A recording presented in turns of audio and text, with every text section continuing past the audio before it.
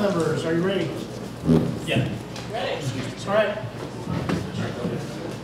Good afternoon. This is a continuation of Veterans in Politics International Endorsement Interviews for Sunday, April 6, 2014. I am Richard Scotti, and I will be the moderator for this session. We're now conducting the interviews for State Senate District Number 9. I will read the guidelines for the interview. A strict schedule will be adhered to without exception. This is an interview, not a debate. No redirect questions, please. Candidates are allowed a 1.5-minute introduction. Panelists are given 30 seconds to pose a question. Candidates have 1 minute to respond. I'll be the official timekeeper. I'll raise my hand when you have 10 seconds left, and then I'll tell you thank you continually until your time is up, or until we move on. If time allows, an audience member will be invited to pose a question, and or the panel may ask more questions. This is not a forum to air personal grievances.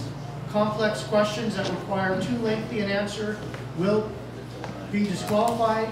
Panelists will pose their questions to one candidate or all candidates, but only if a yes/no answer can be given. So we will begin, and I'll just randomly say, Mr. Schoen, why don't we begin with you, and you can take 1.5 minutes to introduce yourself, sir. Thank you, Mr. Scotti.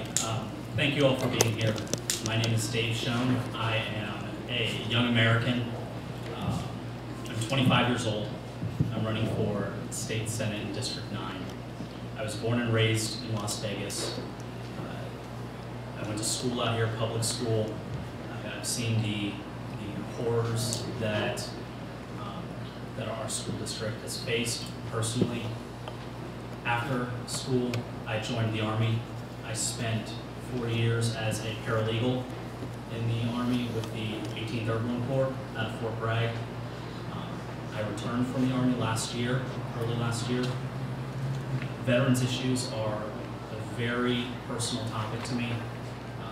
My platform focuses a lot on increasing awareness of veterans issues and helping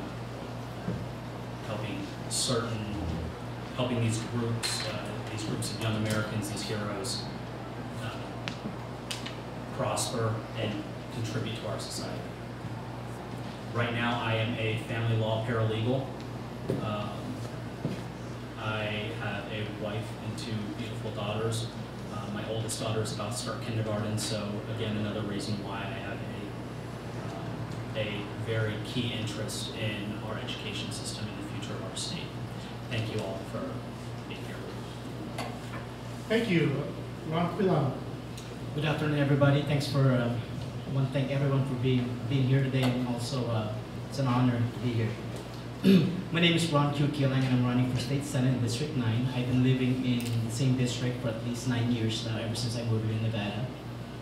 I'm a small business owner. I own 4 corporations here in Nevada, and I'm not a career politician. As a matter of fact, this is the first time that I'm running. The reason I'm running is because a couple of things. We have to work in our economy, education, and healthcare. And I've seen it every single day. Ever since I live in my district, my neighbors are actually changing every single year. It's not like what typical old America that you grew up with, that we have, you know, we see the same people. We went to high school with them, you know.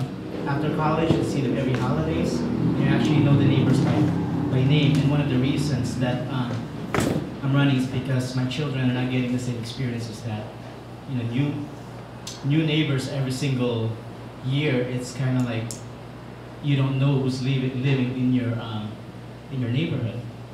It's kind of funny because one of the persons running against us, David, is actually 2 houses away from my house. So new neighbors all the time, which is, it's good, but sometimes, you know, we want to keep it that way. We want to have the same people.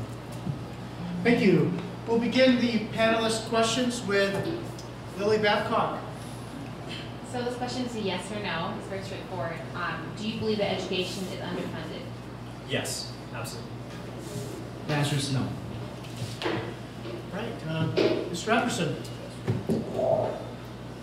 Mr. Schoen? Yes.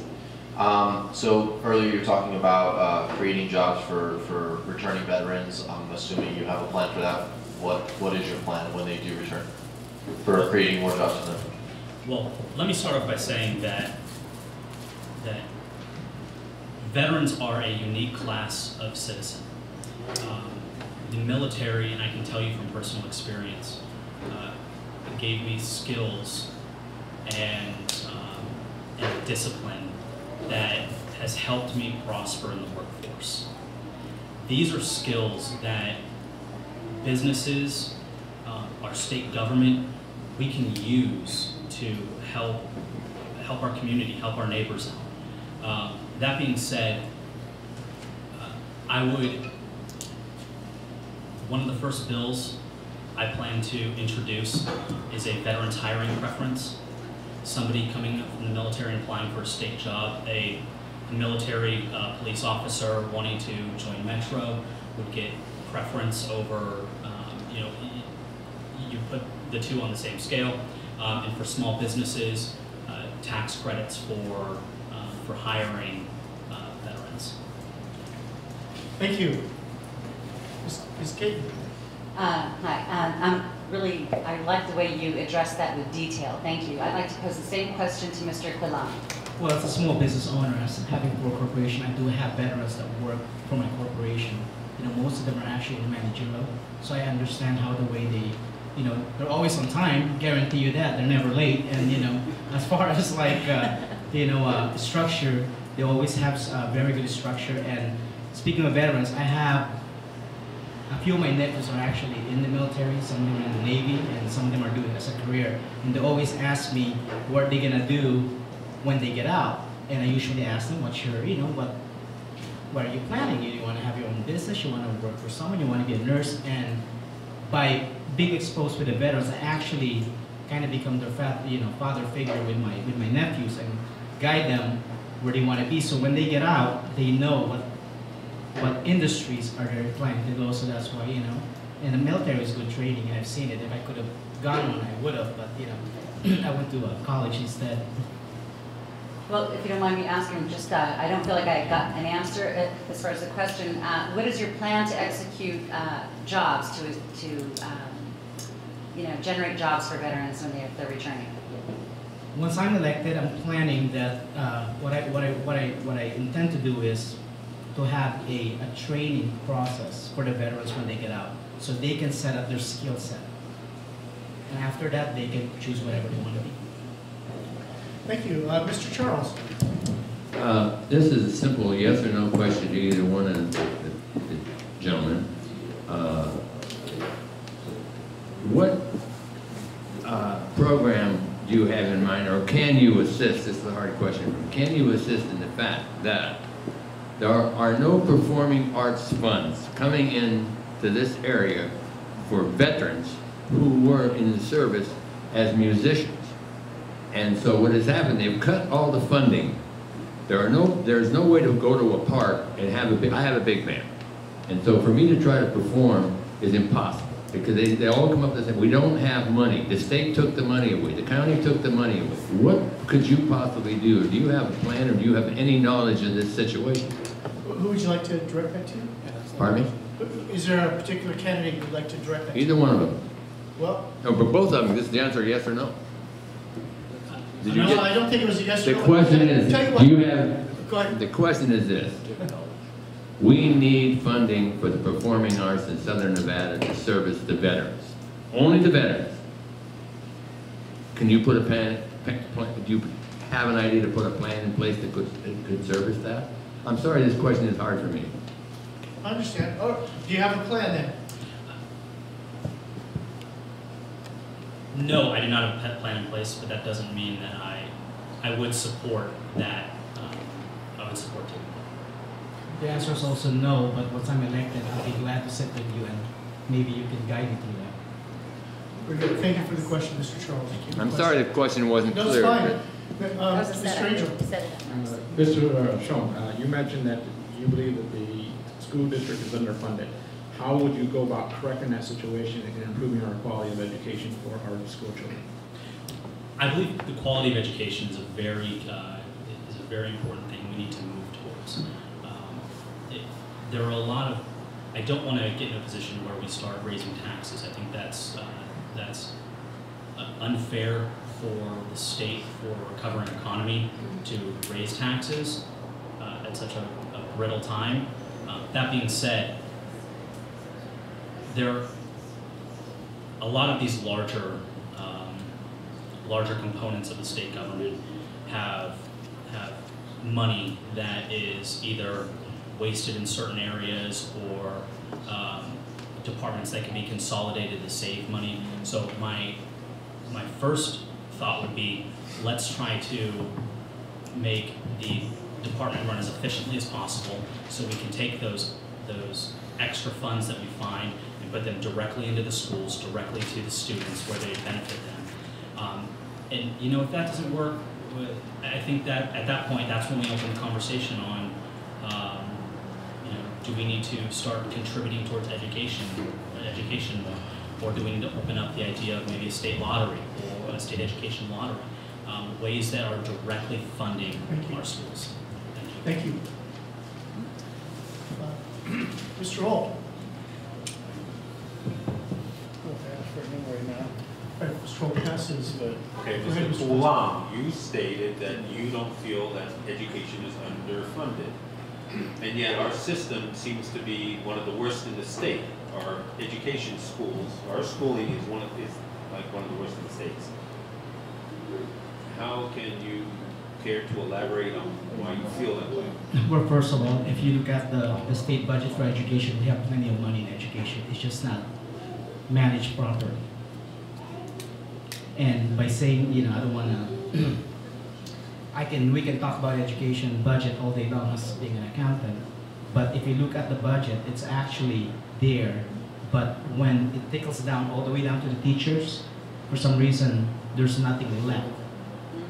So therefore, if once I'm elected and we can actually, we can look at the budget of education, instead of raising taxes and so forth, manage it with accountability, stick with the budget, and that's going to trickle down all the way down to the teachers, and teachers can get paid more, and you know, they would help their education. Because what happens, like when it's trickled down to the teacher, they're making $36,000, $26,000 a year. They can be a casino dealer and make 80 with all the educations that they have.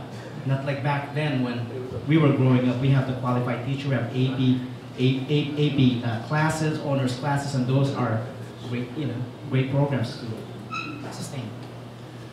Thank you. Ms. Broadway. Hello. My question was, what are your thoughts on lobbyists and their role in the political system? Yes, please. Lobbyists are actually part of, without the lobbyists, then nothing's going to get done in the state legislature all the way up to Congress. I believe that the lobbyist is actually there to help, I'm not going to say the elected official, to understand what law they're trying to pass.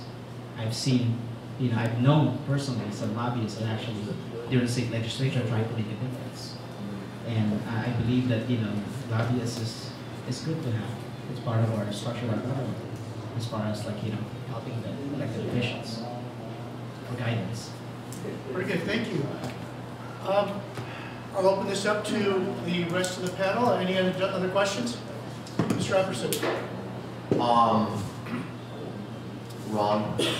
Quilang. Quilang. Mr. Quilang, how you think there's enough money? You're going to try to, you know, get it dispersed properly and make sure it goes to the right people. But for whatever reason, you know, if that doesn't work, how would you change the systems of the standard in the education system to make it better?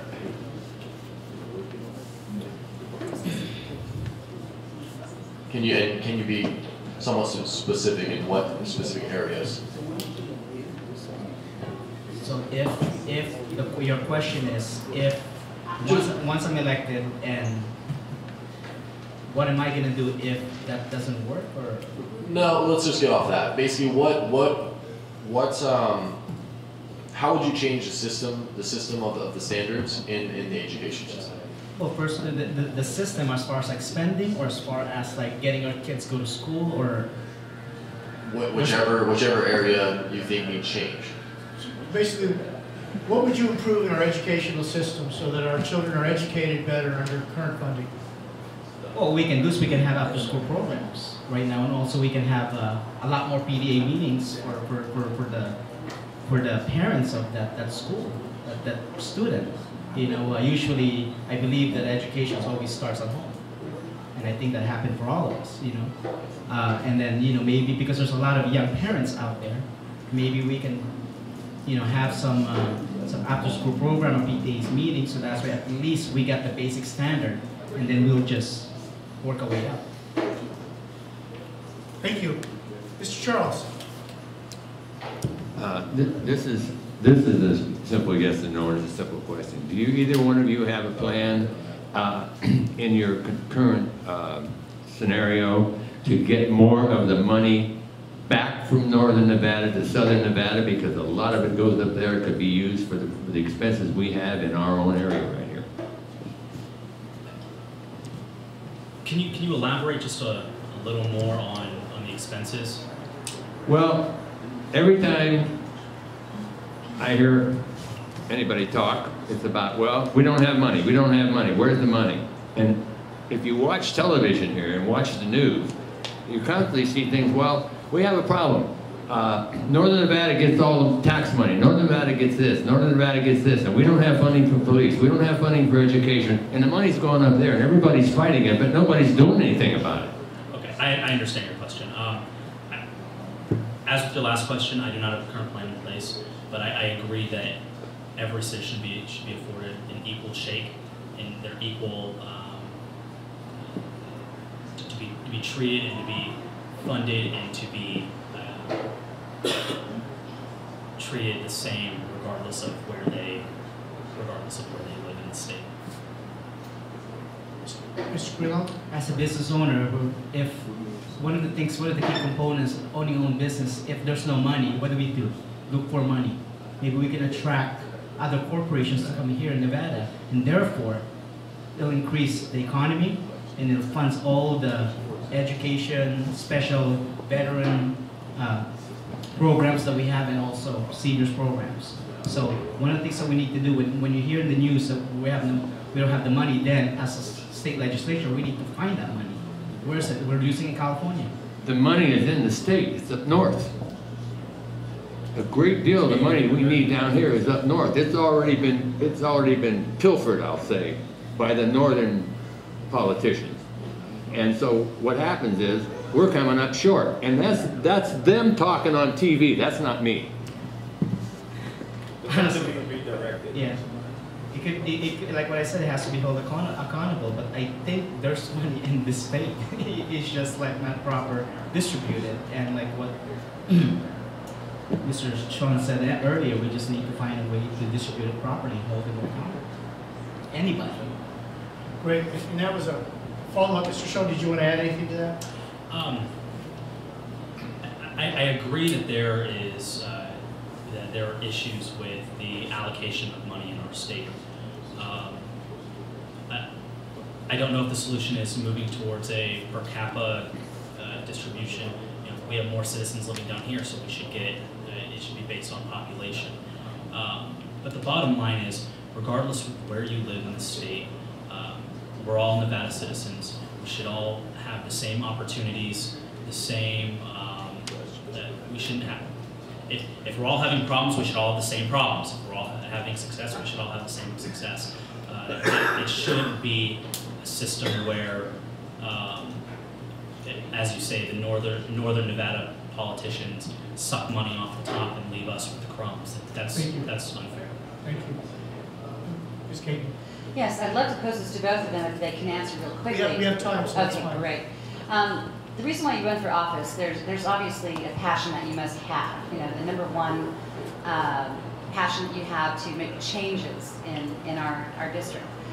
What is your passion? You know, what one initiative would you want to work on, and how would you execute a plan to change it? What kind of sphere of influence do you have, or who do you collaborate with to make those changes happen? Why don't we start with Mr. Schoen? Thank you. That's a fantastic question. My plan encompasses a lot of issues, but really it's community.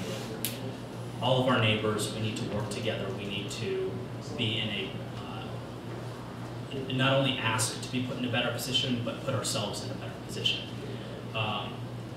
That being said, once I'm elected, my plan will be to encourage community involvement, not just during election season, but throughout the general sessions, talk to business owners and neighbors and continue going door to door in my district, finding out the issues that really affect our neighbors and working towards community solutions that are going to make everybody prosper.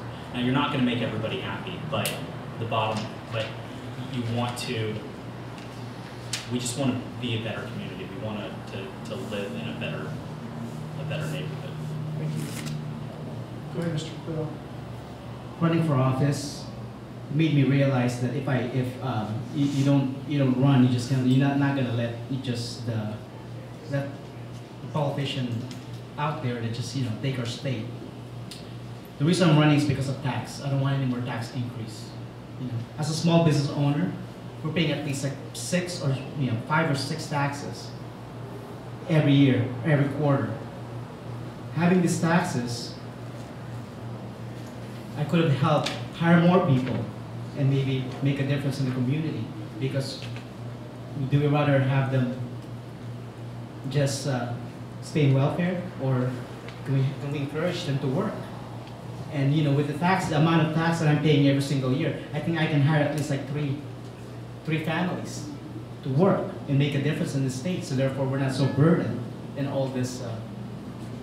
What about who do you influence? Who are you going to influence to make those changes take effect? Well, first of all, once I'm elected, I want to be part of the finance committee.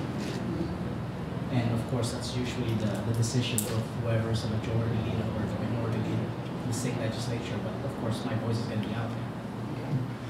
Good question. Did you have one more follow-up? I just have one more, if you don't mind. No one else is pressing me to jump in. Go ahead. I wanted to ask Mr. Quilang, what 4 corporations do you have? If you can just elaborate real quick. I have an accounting firm, a construction company, a printing company, and an ACE. It's like a UPS mail place type thing, franchise. Are all of them franchises, or just that one? Only one. The other 2 I own. Thank you.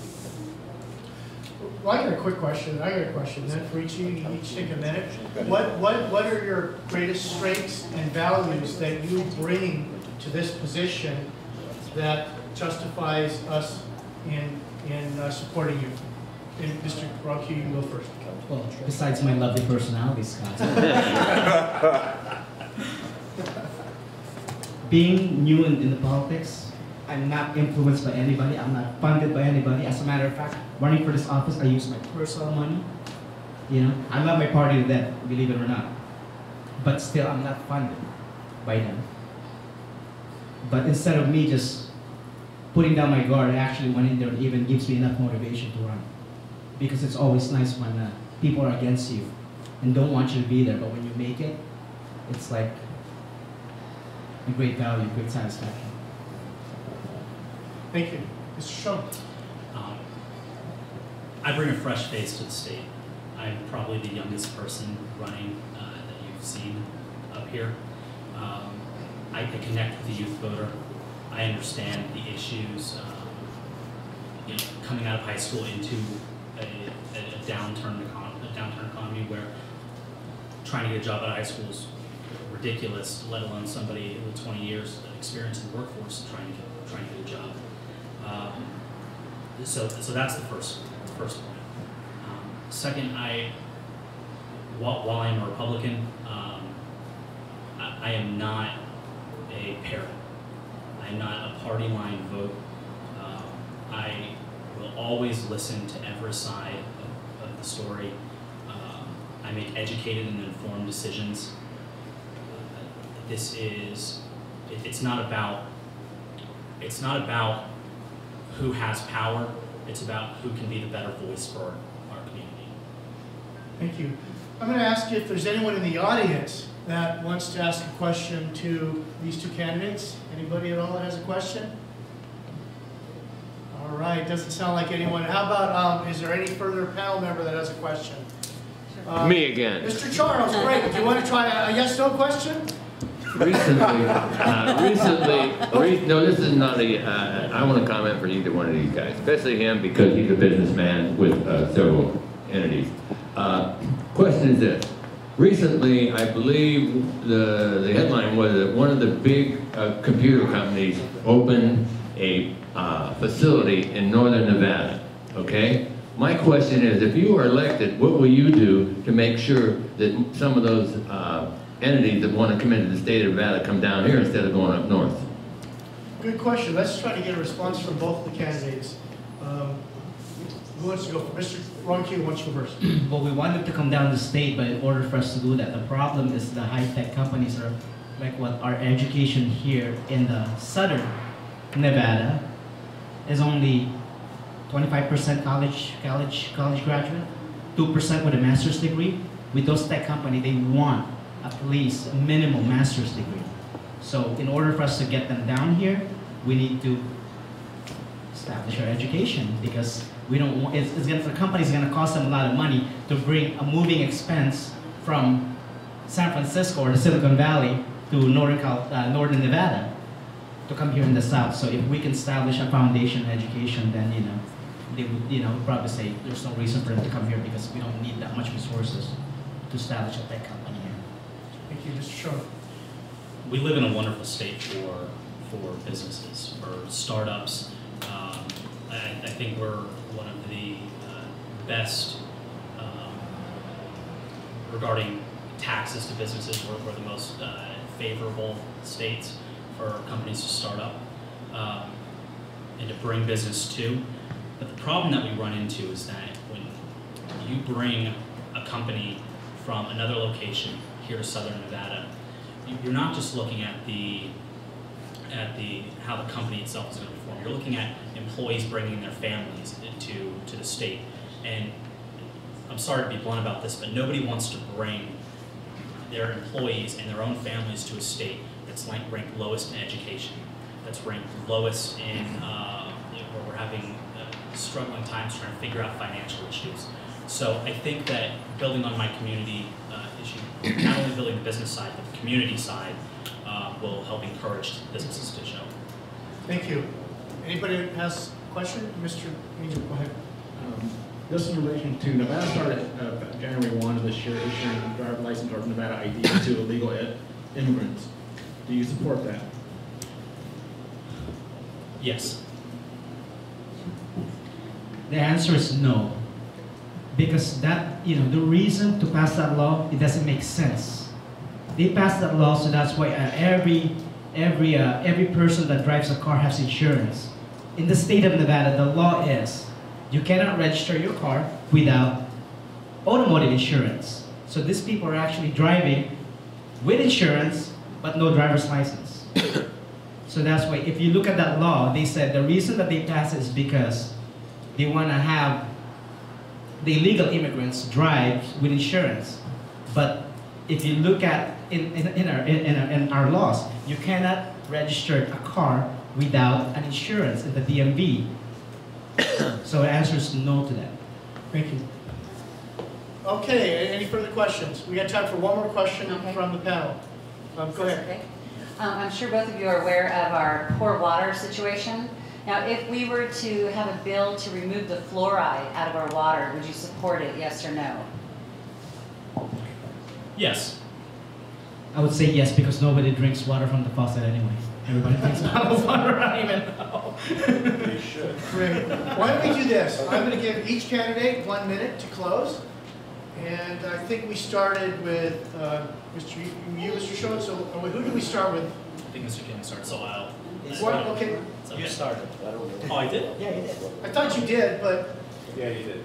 Okay. So, Mr. Ron Q, why don't you take a minute and tell us any concluding remarks? Thank you, sir. Well, as like what my name is Ron Q Quilang again. For those of you who need to pronounce, can't pronounce my last name, Ron Q should be good. And the reason I'm running is because it's time for us to make a change in our state. Doesn't matter what party it is, Republican or Democrat, you have to vote for the people. You have to support the people that actually believe your concerns.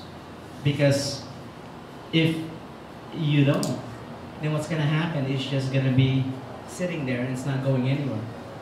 It's a machine out there. I cannot break that machine, but if I can loosen the screws, and I think it's a good change. So, if you don't live in District 9, please tell your friend, tell your friends that lives in District 9 to vote for Ron Q for 2014. Thank you. Thank you, Mr. Schoen. Yes, again, my name is David Schoen. Again, thank you for having me here. All I want to do is make our community better. I want every one of our neighbors to be involved in the processes, in the system that helps drive our education, drives our businesses, drives how taxes are distributed. This partisan gridlock that we run into year after, or session after session throughout politics it's a headache, and it turns off the voter, it turns off the citizens from wanting to be involved in the process. So my pledge is to be an open ear, be an open voice. I'm not there to make anybody happy. I'm not there to make the Republican Party happy. If they don't like it, that's tough on them. Bottom line is we need to start becoming a better community, and that starts with fresh ideas, a fresh face, and more community involvement. And thank you again. Thanks to both of you gentlemen. This concludes the interviews for State Senate District 9. Thank you very much. Have a nice afternoon. Thank you.